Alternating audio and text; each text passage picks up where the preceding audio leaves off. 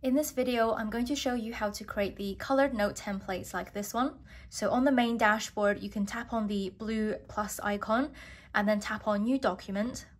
And then here you can choose your dimensions and you can choose landscape or portrait. So I'm going to go with portrait.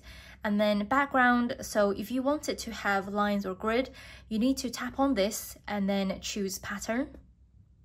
And then tap on grid if you want the graph paper and line if you want line paper. So I'm going to go for grid and then tap on the color box and choose a color. So you can just basically slide your pen over, choose the color you want, and then you can also make it darker if you want by sliding this arrow here and then tap on OK. And then you can choose the number of pages you want to create and then tap create. And if you want to add another page, you can also tap on the plus icon at the top and then you can add more pages.